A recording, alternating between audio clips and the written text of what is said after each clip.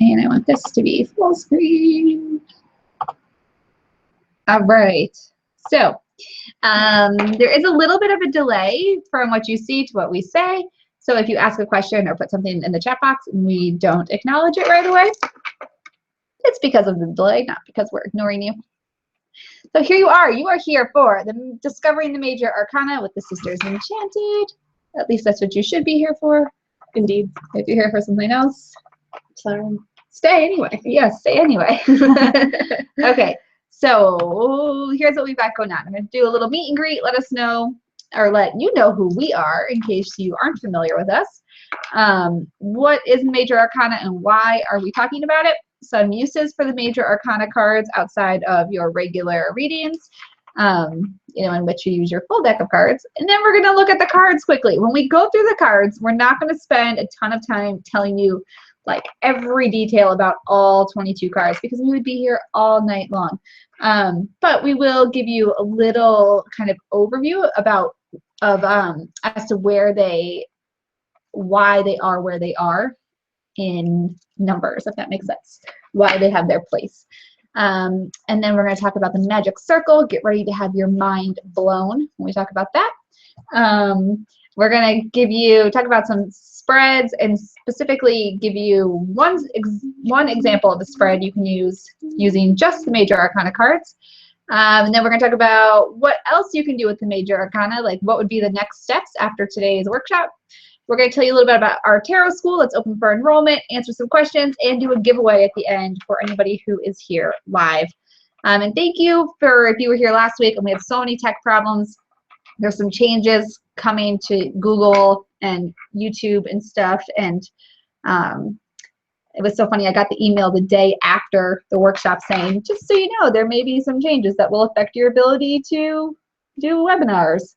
And I was like, I should have got that email yesterday. And I could have fixed it. Anyway, looks like we're good today. So if you're just joining us, you can go ahead and say hi in the chat box. We'd love to know that you're here. Put any questions or comments in there as we go along, and we will answer them for you. You have to hit play. All right, here we go. So we are the Sisters Enchanted. We are real life sisters, and we created this community for other enchanted sisters out there all around the world to come together and join us in some magic making. So the one who is talking right now, I'm Sarah. I am the one with the longer brown hair and the one holding the little girl with all the necklaces in the picture. And Anna, hello, is my sister. You'll see her in the bottom when she had a pretty short pixie cut going on there with her son Jacob. So Anna looks a little bit different these days, but that is Anna, and there's a picture on the top right of us together. So we are the Sisters Enchanted, where it is our mission to make magic mainstream and empower women with the tools to make magic in their own lives, step into their light and their confidence, and live their lives to the fullest and happiest. So that is us. If you want to go ahead and introduce yourself, we'd love to hear from you. If not today, that's cool. You can find us in our Facebook group on Facebook under the Sisters Enchanted, where we've got a lot of cool conversation going on all the time. It's a great community. All right, so here we go. Let's jump right in. So what is the Major Arcana and why are we learning about it? So the Major Arcana consists of the first 22 cards in your tarot deck. So they are known as the trump cards, and they consist of the Fool, which is card number 0, and then cards 1 through 21. So numbers 0 through 21 make up the Major Arcana, 22 trump cards. They begin with the Fool, and then you follow along the Fool through this journey. We're learning about the Major Arcana because these cards are super important to your readings, and they really tell us the story of our lives, of universal experience. And I'll go into some more of that in a minute. Do you have anything you want to add real quick, Anna? No. Okay. Just checking it. So why are we learning about the Major Arcana and what is it?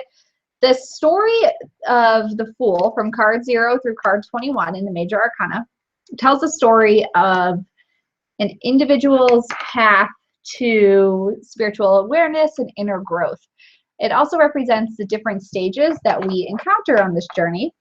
and represents the universal human experience. So the story that we see through the major arcana is pretty representative of what all of us experience along the line at some point or other, unless you were born like really spiritually enlightened, which I don't think any of us are. I don't think so. So it tells a story, a life story, one that we could all relate to. It's the Fool's Journey. And as I said, that starts with card 0, which is the Fool and his journey through life, which is a picture of our whole journey through life. Like I said, it's the universal experience that all people encounter. And I think I will talk about this more later, but the Fool's Journey, so cards 0 through 21, while they are numbered 0 through 21 and they obviously go in order, you might wonder to yourself, well, that's cool and all, but when we shuffle them up, they're out of order and we, pull them throughout our spreads and we're reading our cards. So, what is the deal with that? Well, the Fool's Journey, while it is, an ordered journey, we're constantly evolving as people and kind of being reborn into our own lives. So at any moment in time, you could be at like step 13, say, whatever, card 13 in the major arcana, and then something happens and you find yourself back at like, place number 7. And so while this is all happening, you never just make your way. The Fool's Journey isn't a clear path for any of us, right? So one day, we're facing great change, and the next day we're back to like a place where we need to be nurtured by like a mother figure or a father figure or something like that, and we're kind of starting over again. Or we've made it to the end of a journey, but then we're reborn into another part of our life where we need to start back again. Where we start a new adventure, and we're the Fool all over again, having to learn our way through. Right, Anna? Yes. So that is why, even though the Fool's Journey, 0 through 21, is kind of a perfect line of a journey, we're constantly evolving as people. We're constantly finding ourselves in new places. And so we don't follow the journey 0 through 21. We will present it to you that way today, but when we show it to you, you'll be able to see what I mean, where you find yourself in different places throughout that journey at any given time. Mm-hmm. And stick around. Yeah, and not all decks have the same order too. Some decks switch up the order of things, so it's nothing to hold fast to. They do, and I think that I had a slide in here about that, and I might have taken it out. But number 8 and 11, in the decks, there's some controversy over them being 8 and 11. So some decks flip them, and some, are obviously 8 and 11. So they could be different depending on which deck you choose and kind of what path it's following, but they will have the same kind of 22 cards. All right, so what is the major arcana useful for? So the major arcana is useful for, let me just see if for doing readings where we want to see kind of long-lasting impact on our lives from a decision or a choice or an outcome. The major arcana, these cards don't represent anything quick. They're not flash in the pan kind of decisions or representations. These are meaningful life lessons. They give extra weight to readings. So they're not temporary things, not temporary changes. If you pull a major arcana card in your reading, that card's going to bear a little bit more significance, a little more weight in your reading. You can also do major arcana only readings and just focus on that kind of important life stuff. You want to add anything? Yeah, I wish you guys could see us at the same time as we're going through this.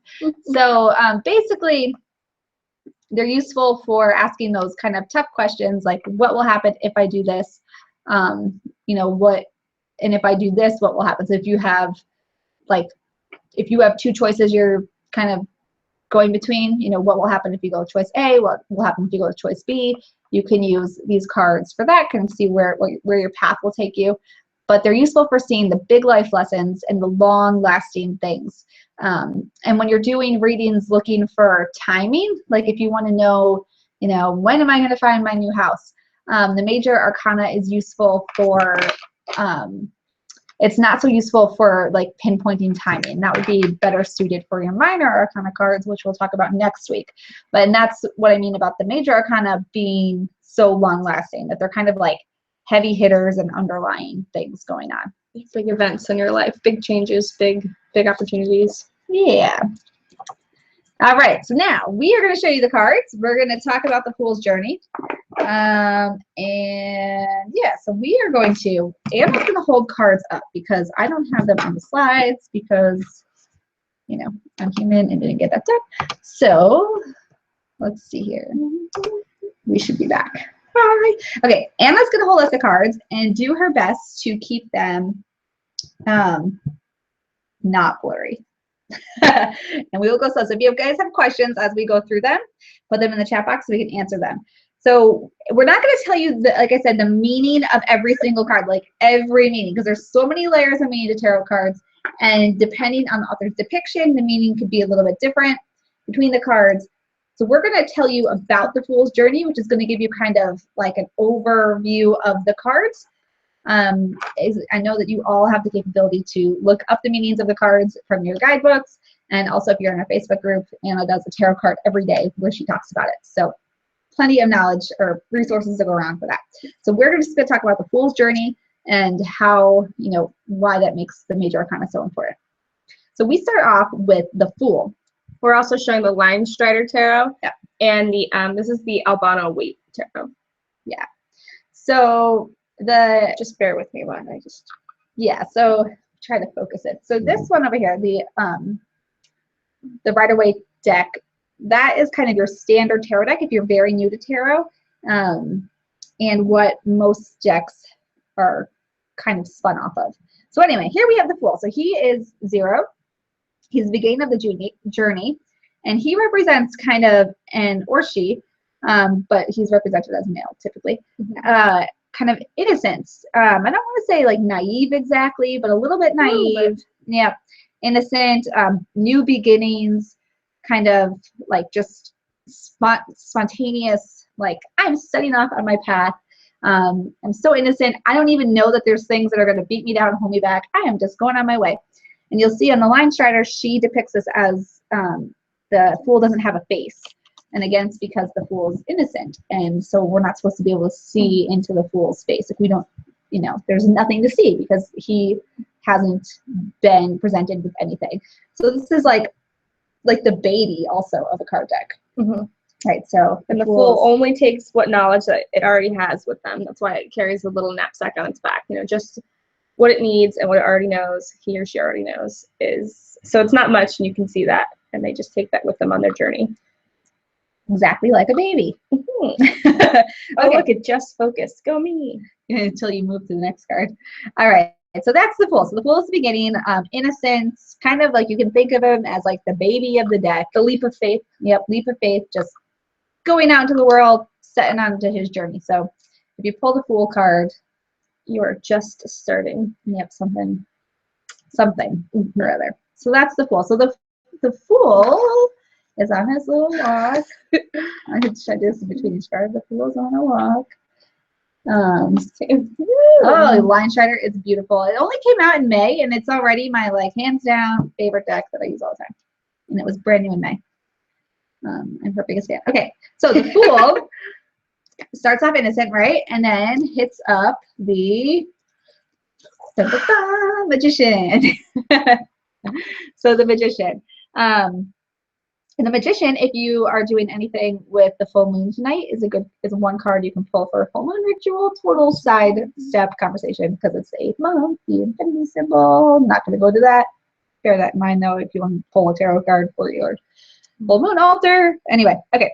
So, and So I'm actually gonna. Here, we'll drop the monkey one and we'll just hold this one right now. So we're gonna talk about these together. So the Fool gets up on his journey and hits the Magician next. And following the Magician would be the High Priestess. So these might not be left right on your screen. I don't know. It reverses or not. I'm not sure. Anyway, so he comes to the Magician first and then the High Priestess. So these cards are unique in that the Magician, right, represents like your conscious thought and your connection to all your natural ability. Yeah, and then the High Priestess, she's more unconscious and like your potential to be great. So your potential to do things. So with the magician, you know what you know like what you're good at. And with the high priestess, it's like the untapped potential.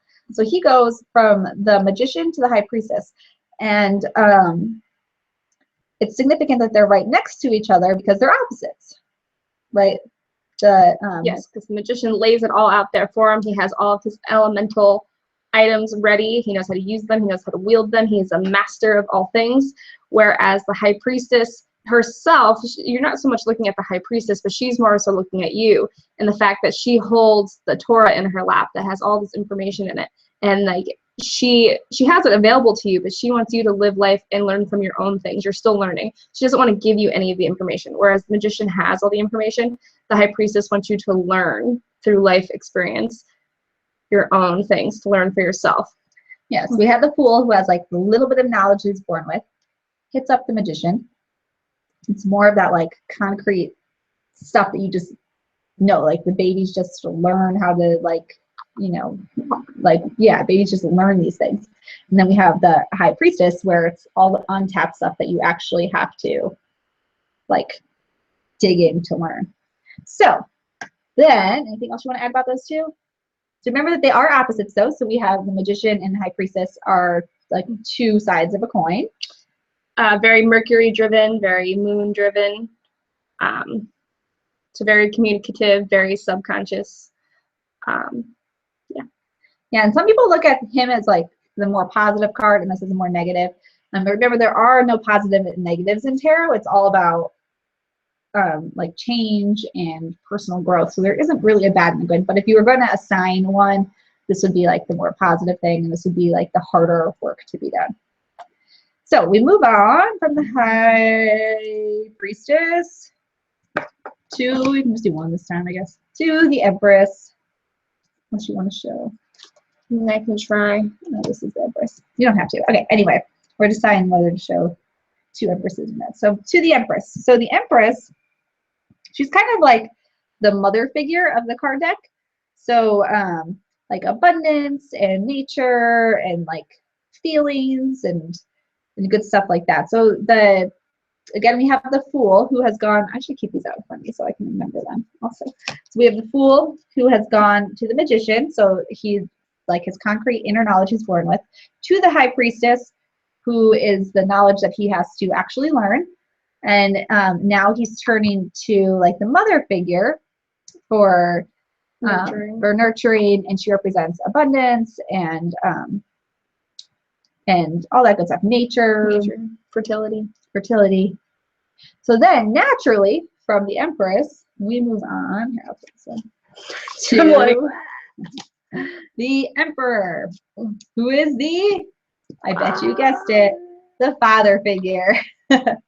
So the fool is now with the father figure, who is more of like so the emperor is like authority, rules, regulations, structure, stability. So we've got our like loving, natural, hippy dippy mom, and then our very Aries, you know, strong, level-headed, passionate still, because he is the father. So you want to remember too that even though he is a little bit more strict and stable, he's still, you know, has that like mother-father thing. Like he's still fathering and caring, and he cares about everybody in his I was gonna say his rule, but that's a little old school for his community. There you go.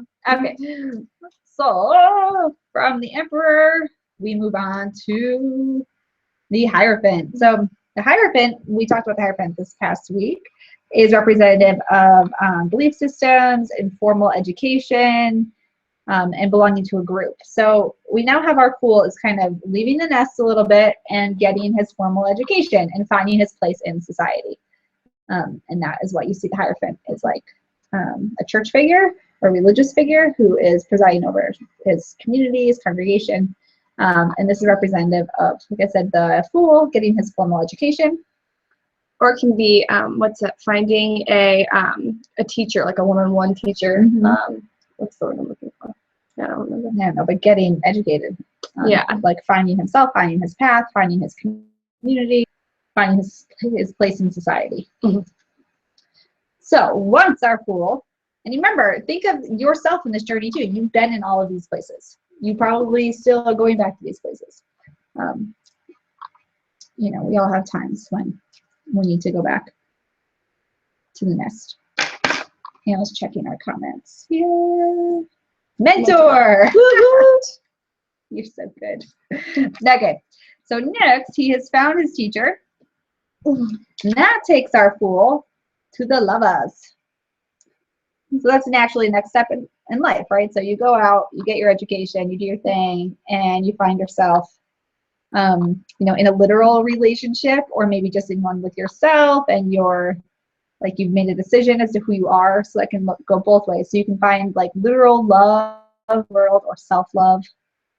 The Lover's card often too shows of a opportunity to make a choice about something, like to do this or to do this. So it's also a card of choices. Like you see, like it's usually depicted by like Adam and Eve and stuff, and they are told the thing to do, but there's other choices around them that kind of tug at the back of their on whether or not to do the right thing or what is the right thing. So the Lover's card, without just always being the obvious the lovers, it is also it's also a card of choices and choosing the right choices, or maybe not the right choices, but being thoughtful and making choices. Thoughtful in your decision making. Yes. All right. So after Sarah's we've got a word wizard. the lovers down, we are on to the Chariot. So the Chariot is kind of the willpower card, exercising your personal control, kind of being assertive over your own future success. It's the drive to push forward. Yeah, so now you kind of think of it like, if you think of the Hierophant kind of as like going to college, and then the Lovers, you got married, and now the Chariot, you're like pushing through the workplace, like on your career. Now, obviously, these can all mean a lot more than that, but that's like really cutting it down basic for you. So you've gone to college, you got married, you did the thing you're supposed to do, and now you're working, you're out there, you know. You're forced to be reckoned with. Yes. So again, that is a very pigeonholed description I just gave you, but that would be like the black and white description of what's happening on the Fool's journey right now as related to 2016. So if you're trying to find yourself, maybe you're in one of those spots. So after he has, you know, ridden the Chariot and taken control of his life, he then finds some strength. So this is strength that we have within us naturally, and that comes out at times when we really need it to come out. Side note, this is the other card with the infinity symbol that you can use for a full moon ritual tonight, and which is on my full moon altar this evening. Anywho, so it's just practicing like your strength, whether that be emotional strength or patience for others, patience for yourself as you're developing in life. Were you going to add something? Self-love. Yes, self-love. And so these are all things, again, if we think of that really black and white picture, you know, maybe you've done college, you got married, you're working through a career, and it's maybe right now you're getting like a little bit burnt or frustrated or confused, and it's really important to harness that inner strength that you have to kind of like love yourself, maintain your sense of self, and like know that you know what to do to move forward. Getting to know the parts that are in you that, you know, sometimes are unstable, you know, coming to know like how to control your emotions and stuff, and knowing that you are a person of emotions and of anger and of love and of all sorts of things, and that the strength card comes in to show that you are learning how to harness all of those things so that you can put what you can put out into the world, you know, comforting and calm and nurturing energy instead of like rapid fire, you know, bouts of emotions. So it's a mastery of emotions. After strength, so in this kind of turbulent time when we're like trying to harness the strength, we come across the Hermit. So the Hermit is where, you know, again, we start to like So again, we've gone to college, we got married, we got the job. We're like kind of getting a little bit emotionally unbalanced here, and we're really having to harness our inner strength to keep it together. And we start to say, why? What is the meaning of life? Why am I doing all of this, right? This is the hermit. So we meet the hermit. We start to look inward for answers, kind of like close off a little bit, or just keep to ourselves. Become your own teacher, look for solitude. Yep. You are your own guiding light. Yep. So that is our next step in the journey. So after like all of this stuff has happened, we've learned all this stuff, we worked really hard, and then we're like, why am I doing this? What is my next step? Like, do I love this life? What is the meaning of life? And that is some time with the hermit. So Which would be a good card to focus on in the months coming up, because it's the Virgo card and we're going into the Virgo time. and the hermit's dancing on the screen. Who thought that the hermit would be dancing? So what he's doing on the mountaintop, dancing. After the hermit, after we've done this, I'm holding the cards so I can like remember what's happening. So after the hermit, we hit the Wheel of Fortune. So the Wheel of Fortune reminds us that, so in our time in solitude and alone and quiet, we've realized that the universe is a whole system. Everything works together. And, you know, it's not just about you, and it's not just about what's happening in your life. Everything is, everything is woven together. We're one big universal tapestry of life and amazingness. And that is what that's the conclusion that we come to here at the Wheel of Fortune. What goes around comes around, kind of thing too. Mm-hmm.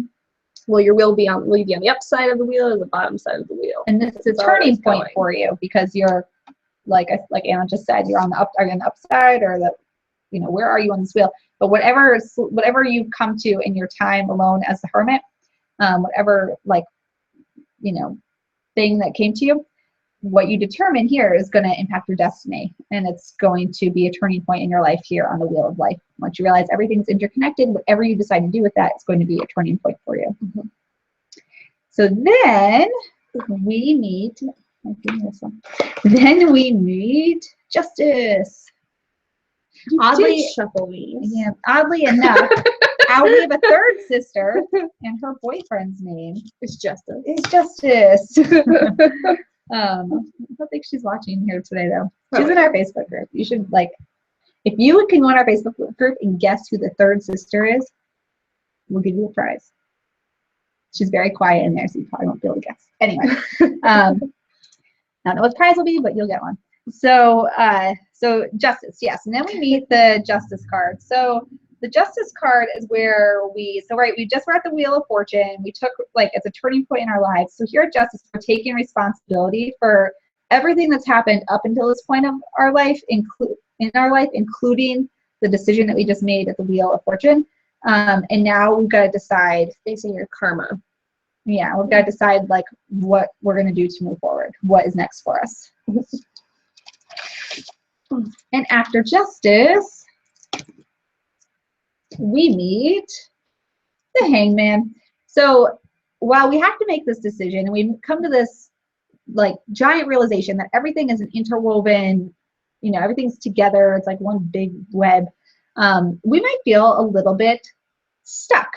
So this card can be looked at two ways. This man might feel stuck, like he is tied to a tree upside down. He's a little bit stuck in life. But we also can learn from this card that it's important to let go.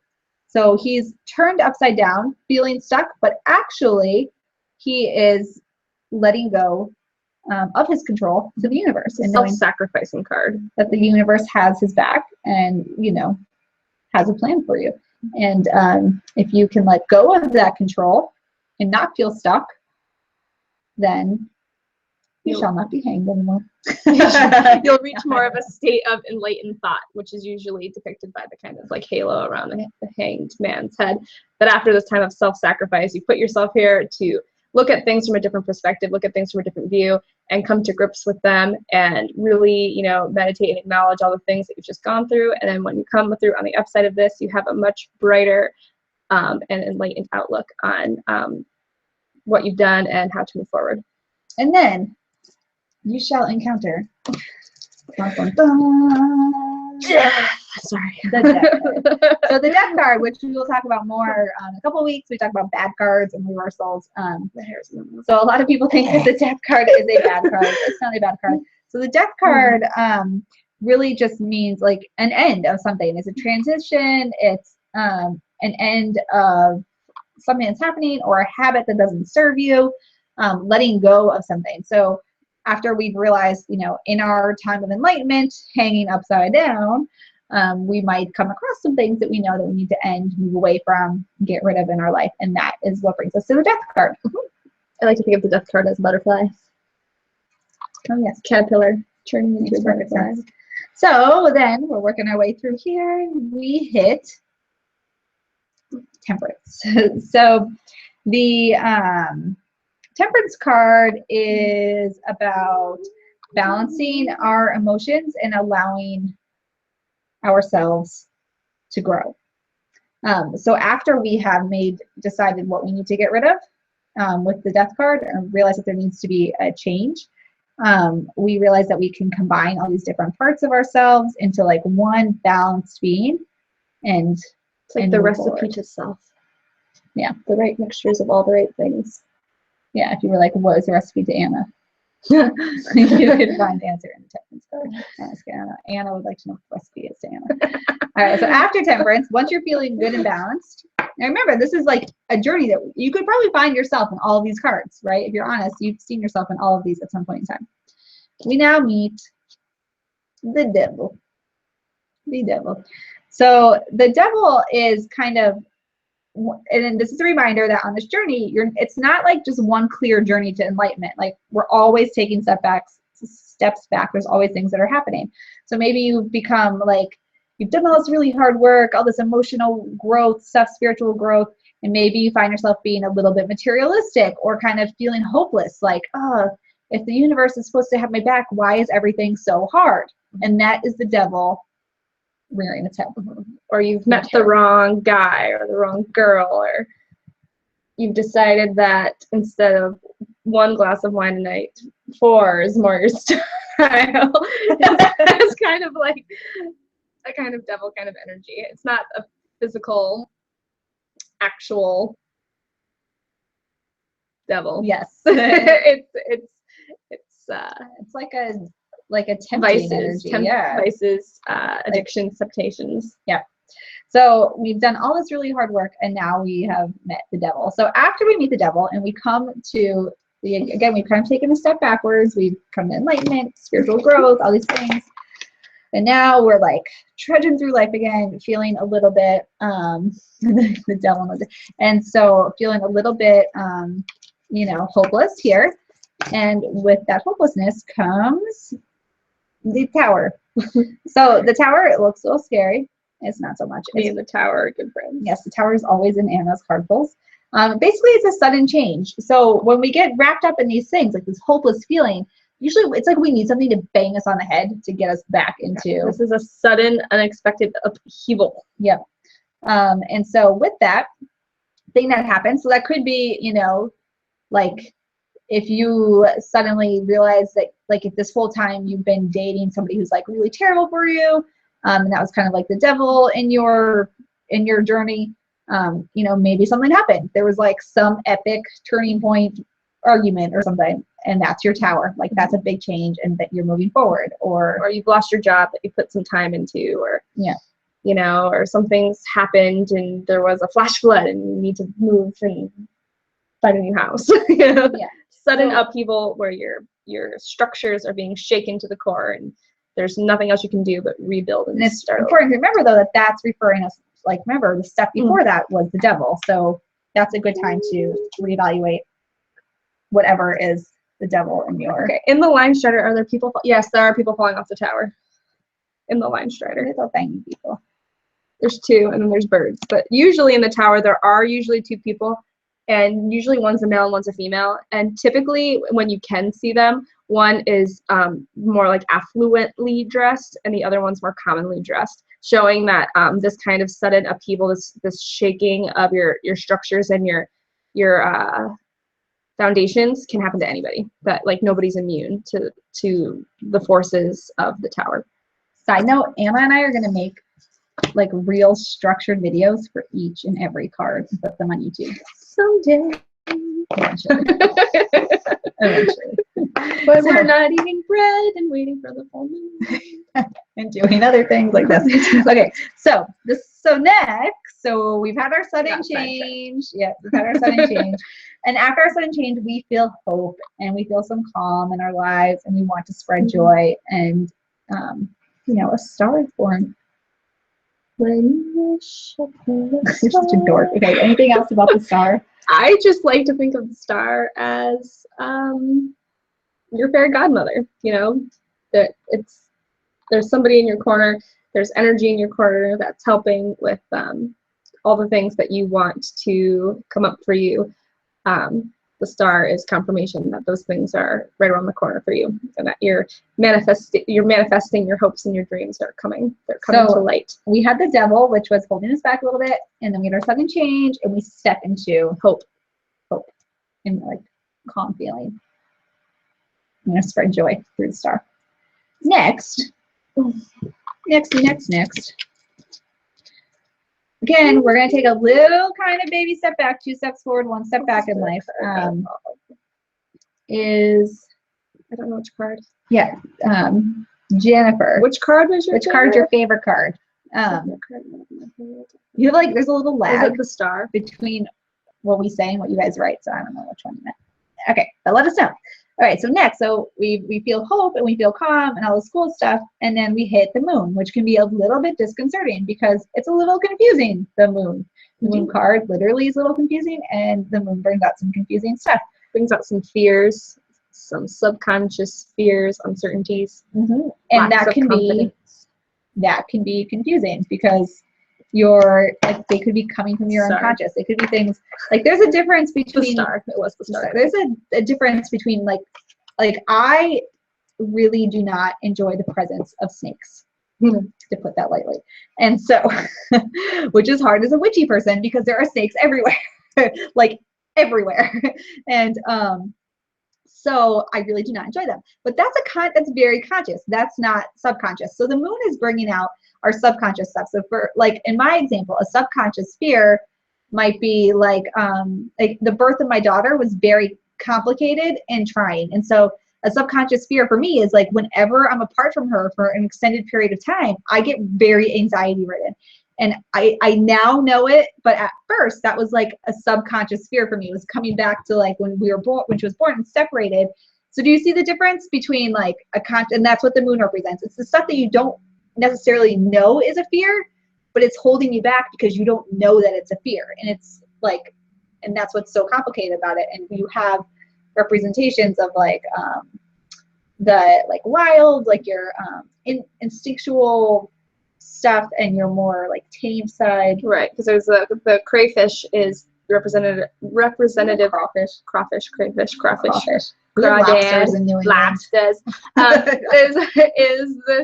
This is your fear coming out of the subconscious. The water is the subconscious. This crustacean is climbing out of the water. That is your fears.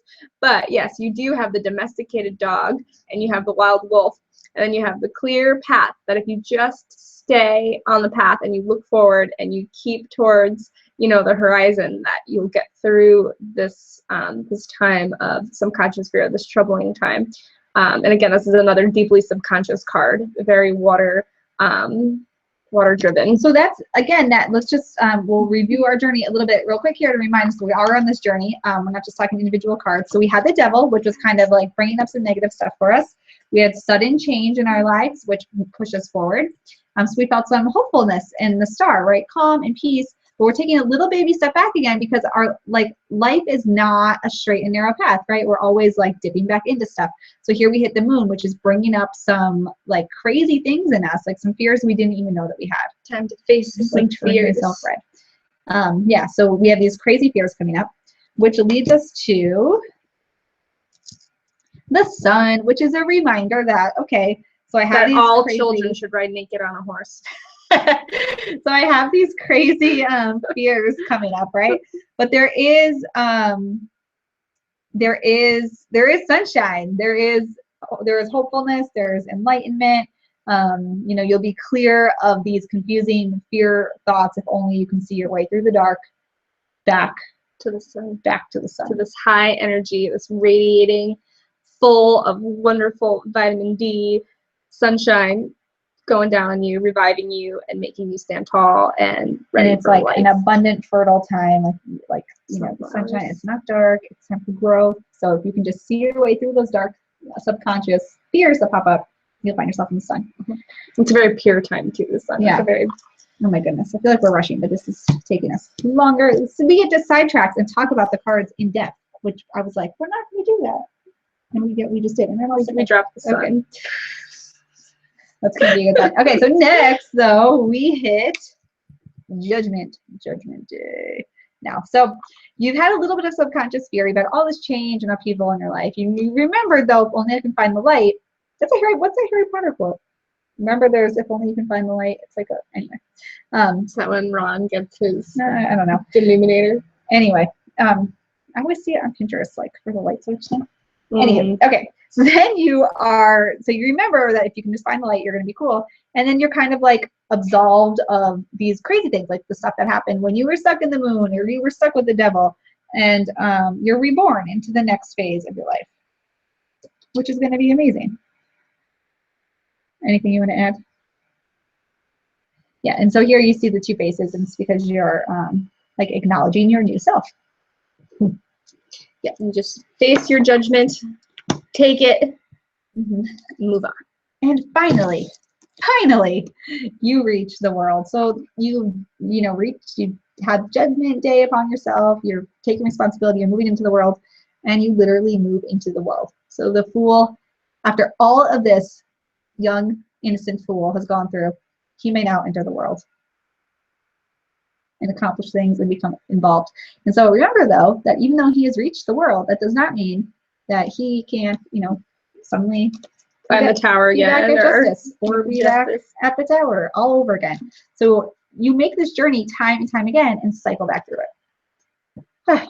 Indeed, you have the whole world in your hands. So that is that. Now I'm going to switch us back over to the presentation to go over a couple more things and hopefully wrap us up here in the next 15 minutes or so. If you have any questions about the cards that we just showed you, please put them in the comments. Or yeah, I did. Or any thoughts about them, we will be glad to answer. I hope it was clear and that you have a better idea now of the major arcana as a story and as a whole rather than just individual cards.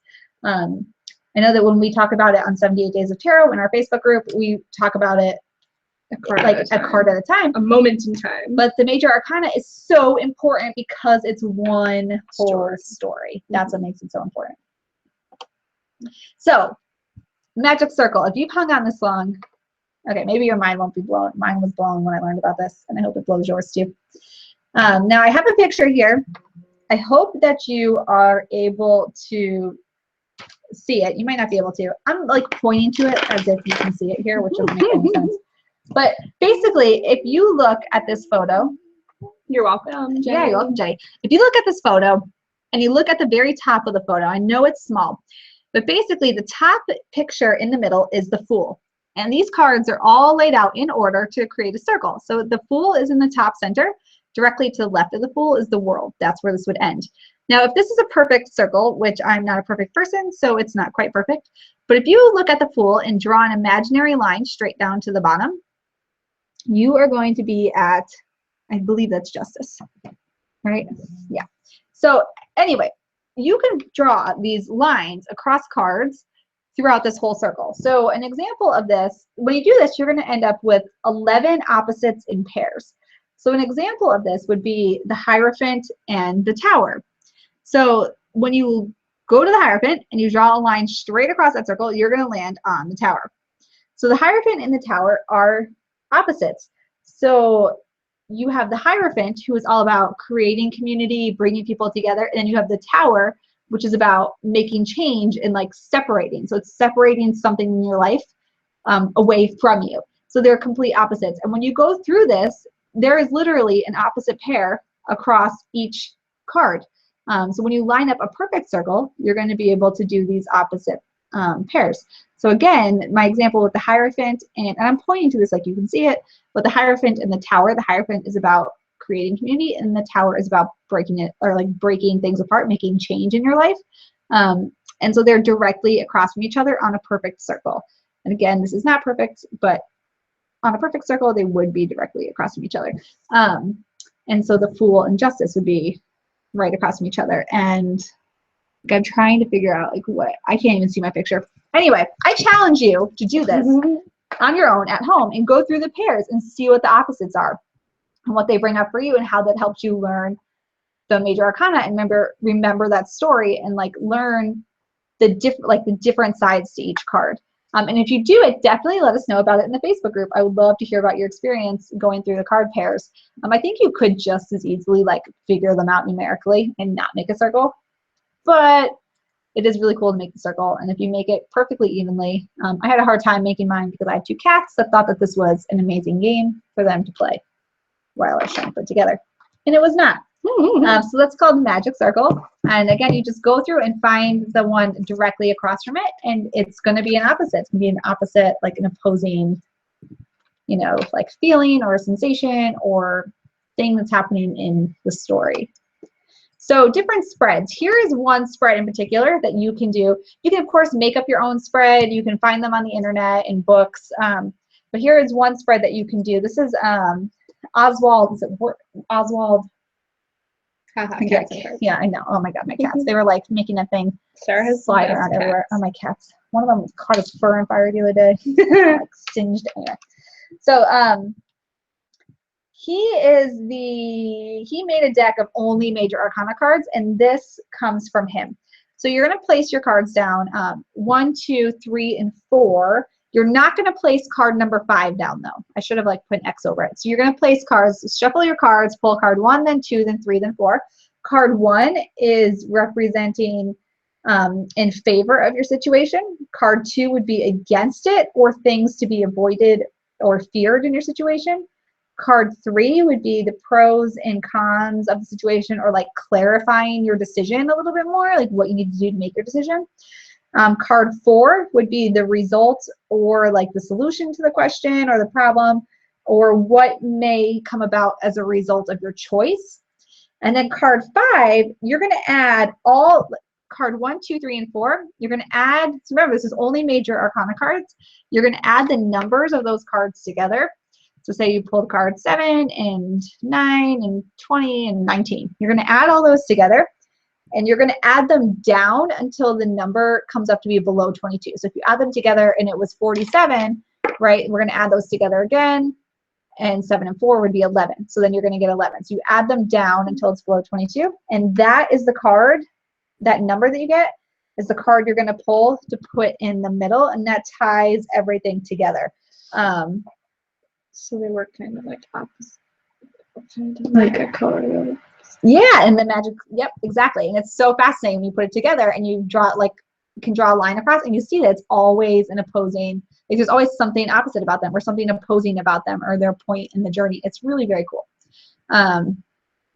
Anyway, so if you get, so for number 5, if you get a card that you've already pulled, you know, just know that that's bearing extra weight for your reading, and you obviously don't have 2 of the same card, so you would just leave that 5th spot open knowing that it's, you know, that card. But that's going to be the most important factor on which everything else you're doing depends. And I will try and write this up and put it in the Facebook group so that, or post a link, because this is, like I said, I didn't come up with this. This is Oswald. I think it's Worth or both. Anyway, he has created an oracle deck of all major arcana cards, like many, like I think like the late 1800s or something. I'd have to look. Anyway,